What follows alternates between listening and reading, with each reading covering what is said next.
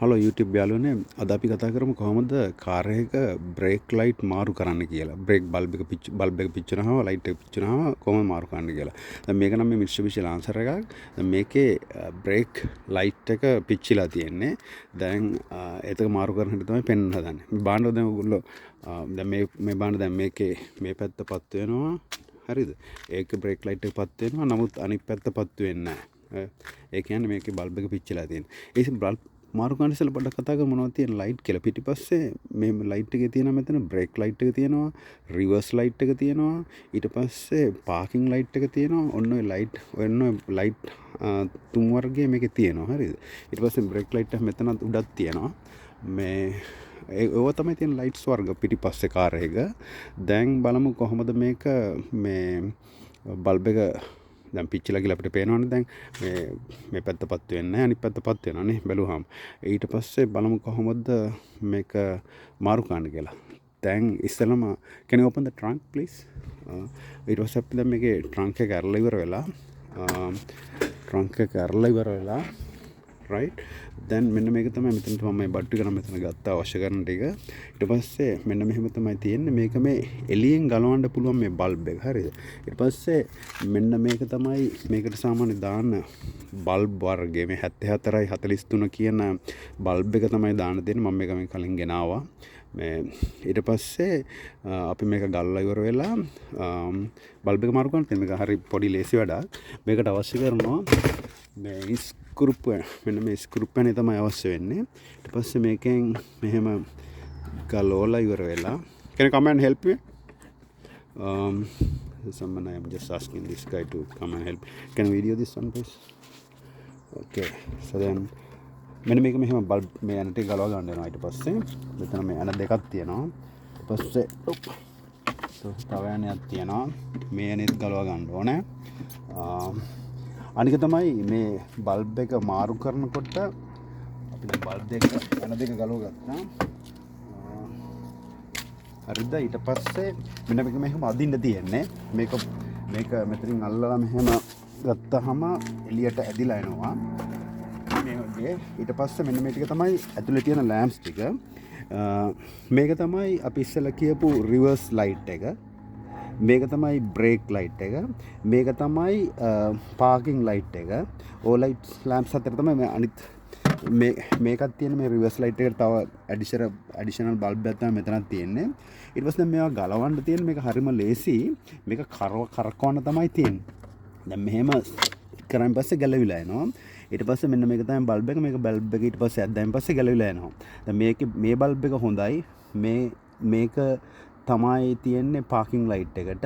ඒ bulb එක හොඳයි. ඒකින් සමුත් අපිට කරන්න අවශ්‍ය නැහැ.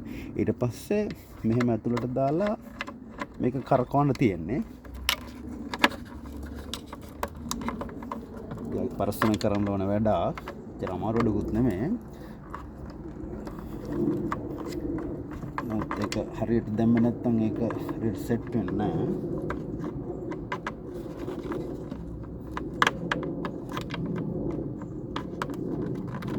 right ඊළඟට දැන් අපි පිච්චිලා තියෙන බල්බ් එක තමයි මෙන්න මේක. අපි ඉස්සෙල්ලා බැලුවානේ.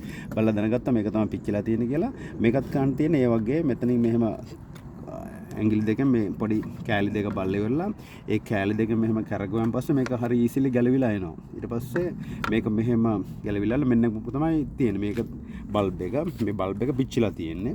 දැන් අපි කරන්නේ මේක ඇදලා ගලවනවා. අදින්න තියෙන නිකන් මෙහෙම ඇද්දාම ගැලවිලා එනවා.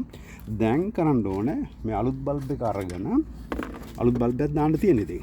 මේකෙදී ඔයගොල්ලෝ වැදගත් පරිස්සම් වෙන්න ඕනේ මේ අලුත් බල්බ් එක අතින් අල්ලන්න එපායි කියලා. මට මේක කෙනෙක් කිව්වේ අලුත් බල්බ් එක හැම වෙලෙම මේ වගේ ග්ලව් එකක් දාලා ඒ ග්ලව් එකෙන් අල්ලන්න.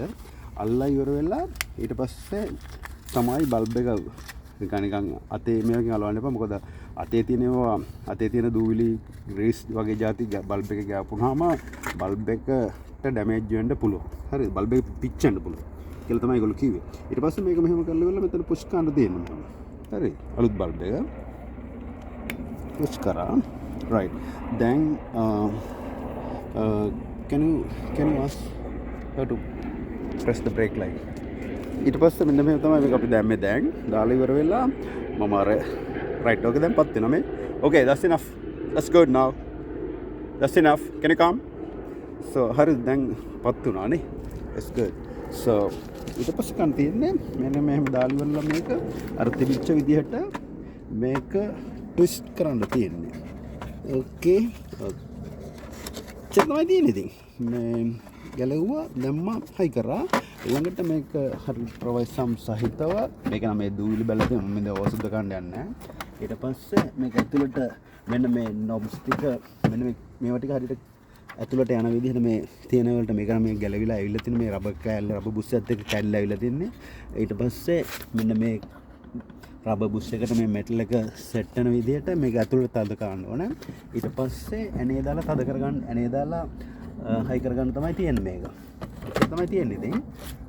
දැන් ඊට පස්සේ අපි මේක මේවා කරා. දැන් ඇනේ ගත්තා. ඇනේ අවශ්‍ය විදිහට දාලා තද කරගන්න තියෙන්නේ. right මේ ඇන උනත් තද කරනකොට ඉස්සෙල්ලා එකක් සාමාන්‍ය මට්ටමට දාලා ඉවරලා ඊට පස්සේ අනිත් ඇනේ අරගෙන අනිත් ඇනයත් හයි කරගෙන පස්සේ තමයි දෙකම හොඳට ටයිට් කරගන්න වෙන්නේ. හරිද?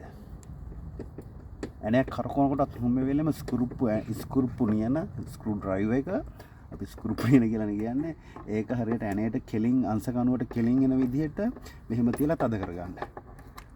right දැන් ඔච්චර තමයි තියෙන්නේ. දැන් ඊට පස්සේ මේක වහලා can start the engine and run the press the battery again. right ඔන්න ඕක දැන් බලමු දැන් මොකද වෙන්නේ කියලා. හරිද?